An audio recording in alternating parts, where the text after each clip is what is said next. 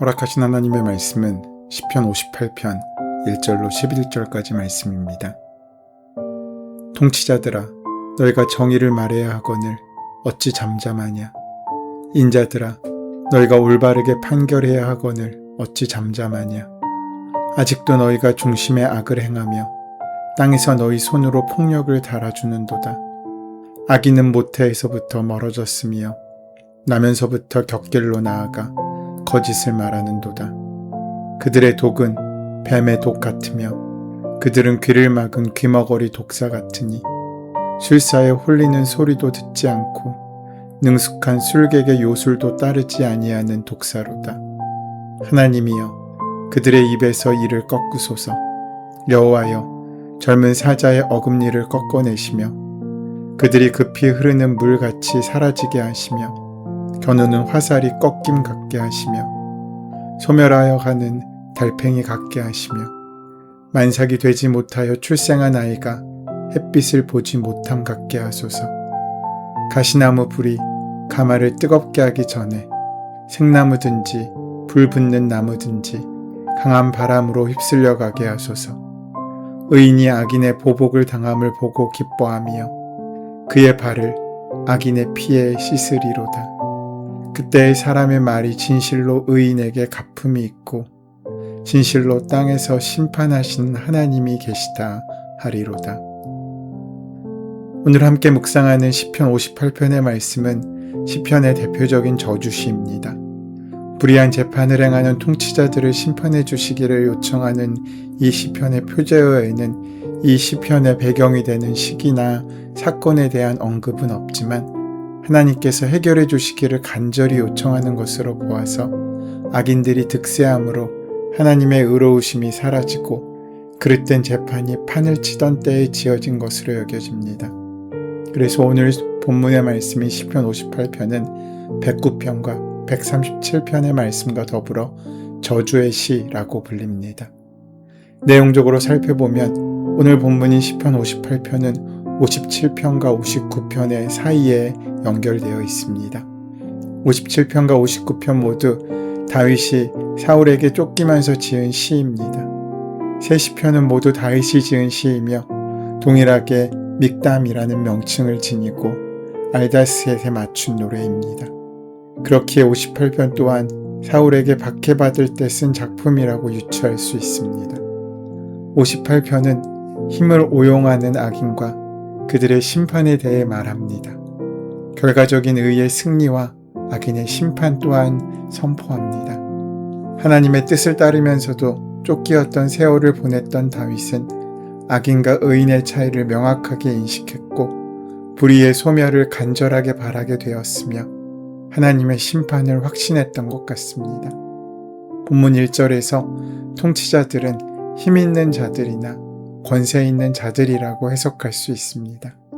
자신들에게 주어진 힘을 정의를 위해 공정하게 사용해야 하는데 그들은 마음으로는 불의를 꾸미고 손으로는 폭력을 일삼고 있습니다. 오늘 말씀의 원문인 히브리어 성경은 의문문인 어찌 잠잠하냐로 시작됩니다. 그 의미는 잠잠하지 말아야 할 사람들이 잠잠하지 말아야 할 때에 잠잠하고 있다는 것을 의미합니다. 통치자들이 함께 살아가는 사회, 약한 사람의 아픔에 동참하는 사회, 공평한 사회를 만들어야 하는데 아무런 말을 하지 않고 또 올바르게 재판해야 할 때에도 입을 닫고 있다고 말합니다. 이스라엘 백성들에게 법은 하나님께서 주신 십계명에서 시작하기 때문에 그들에게 법은 곧 하나님의 법이었습니다. 공의를 세우고 올바르게 판단을 해야 할 통치자들이 그렇게 행하지 못했던 것은 그들의 마음에 불의를 행하고 폭력을 일삼을 생각에 가득 차 있었기 때문이었습니다. 그래서 그들은 손으로 폭력을 달아주는 일을 서슴지 않았습니다. 그 의미는 상인이 부당한 이익을 챙기기 위해서 바르지 않은 저울을 사용하여 속이듯이 통치자들이 자신들의 이익을 챙기기 위해서 부당한 판결로 백성들을 짓누르고 있었던 것입니다. 건물을 바르게 또 제대로 짓기 위해서는 반드시 설계도가 있어야 합니다. 설계도가 온전할수록 또 자세할수록 더 온전한 건물을 세울 수 있습니다. 뿐만 아니라 아이가 찰흙으로 강아지나 고양이를 만들 때에도 먼저 그 아이 속에 어떤 모습의 강아지나 고양이를 만들지에 대한 생각이 정리되어야 그 마음에 그림이 그려져 있어야 만들 수 있습니다. 즉 크기는 어느 정도로 만들지 생각해야 하고 자세도 앉아있는 모습으로 만들지 서있는 모습으로 만들지 아니면 누워있는 모습으로 만들지를 생각해야 합니다. 당시의 통치자들이 사람들을 무자비하게 짓눌렀던 것은 그들 속에 악이 가득했기 때문입니다. 우리 역시 동일합니다. 우리의 삶이 바르지 못하고 하나님을 기쁘시게 하지 못하는 삶을 살고 있다면 그것은 이미 우리의 속이 바르지 못하고 우리의 속사람이 하나님께 기쁨이 되지 못하고 있기 때문입니다. 그래서 우리의 삶이나 행동을 고치려면 그 전에 우리의 속, 그 마음을 먼저 고쳐야 합니다. 그래서 다윗은 시편 139편에서 이렇게 기도드립니다. 하나님이여 나를 살피사 내 마음을 아시며 나를 시험하사 내 뜻을 아옵소서. 내게 무슨 악한 행위가 있나 보시고 나를 영원한 길로 인도하소서. 다윗은 아는 것입니다. 행위보다 마음이 먼저라는 것을 말입니다. 하지만 당시에 권력자들은, 통치자들은 마치 모태에서부터 죄에 물든 사람들처럼 생각하는 것마다 죄이고 행하는 것마다 악이었습니다. 속속들이 악으로 오염되어 있습니다. 그들이 행하는 거침없는 악행으로 인해 선하고 의롭게 사는 사람들은 억울하고 무고한 희생을 견뎌야 했습니다. 그럼에도 그들의 악행을 제재할 사람이 없었습니다. 3절에서 말하듯 악의는 모태에서부터 시작됩니다. 타락이 인간의 본성입니다. 우리 모두 그런 기반에서 태어나고 시작했습니다. 그렇다고 우리의 삶을 악에 온전히 내어주는 것은 당연하지 않습니다.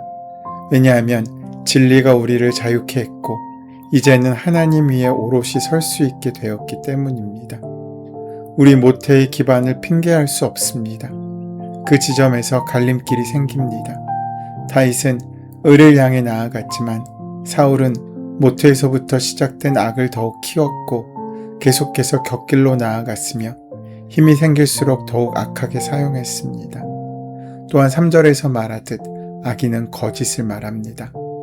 예수님께서도 요한복음 8장 44절에서 말씀하셨듯이 하나님의 자녀가 되기 전 우리는 마귀를 아비 삼는 자들이었고 그 마귀는 진리가 그 속에 없으므로 진리에 서지 못하고 거짓을 말할 때마다 제 것으로 말하는 거짓말쟁이요 거짓의 아비가 되는 자였습니다. 비록 과거에 우리가 그 마귀를 아비 삼았었지만 이제 우리는 하나님의 자녀가 되었습니다. 그렇다면 거짓의 기반을 떠나 진리를 향해 나아가는 삶을 살아야 합니다. 4절에서 5절은 이 악인의 거짓말이 뱀의 독 같다고 합니다. 그 거짓은 선한 결과를 내지 못하고 남을 해치는 결과만을 만들어낼 뿐입니다.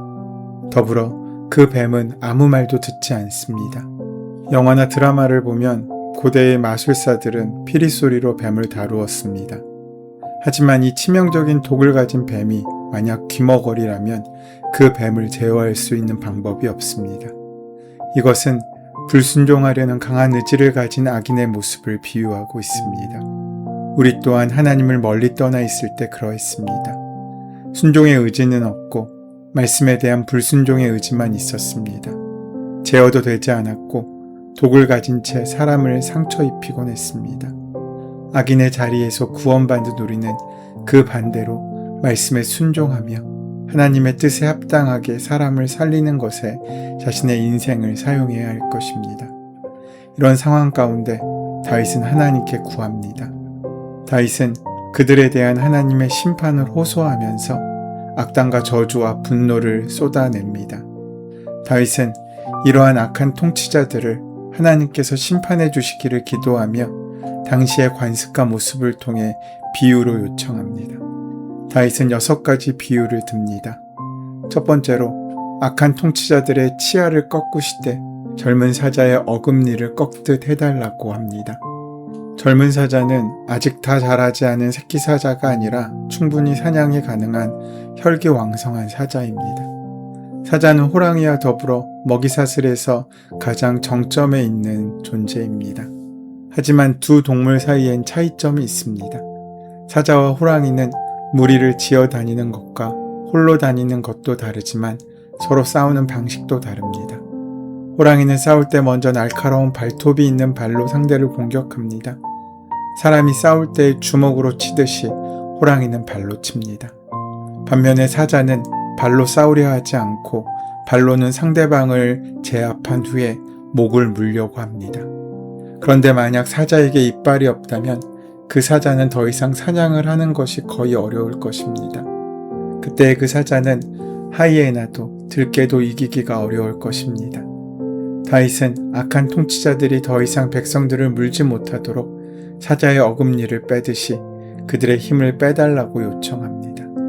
두 번째로 급히 흐르는 물처럼 사라지게 해주시기를 요청합니다.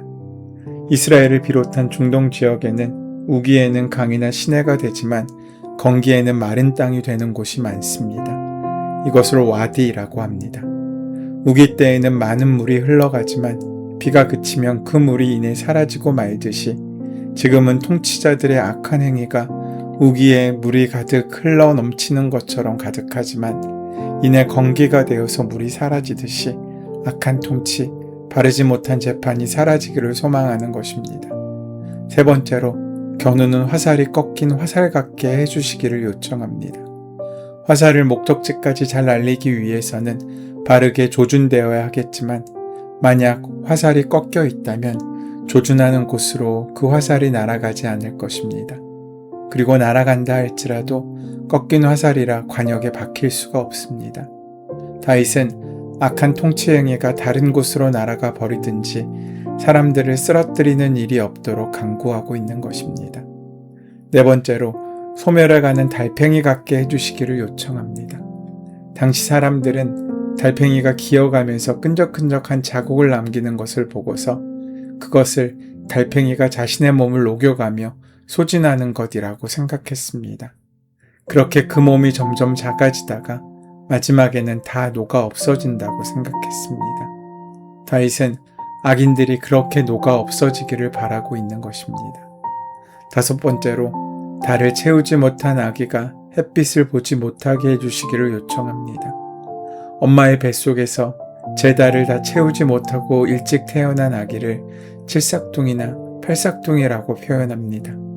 한두 달 일찍 태어나도 건강하게 잘 자라날 수 있습니다. 하지만 사산을 하는 것은 다른 문제입니다. 다윗은 악한 통치자들이 사산한 아이와 같이 사라지면 좋겠다고 바라는 것입니다. 여섯 번째로 불이 붙기 전에 강한 바람이 불어서 그 불이 꺼지게 해주시기를 요청합니다.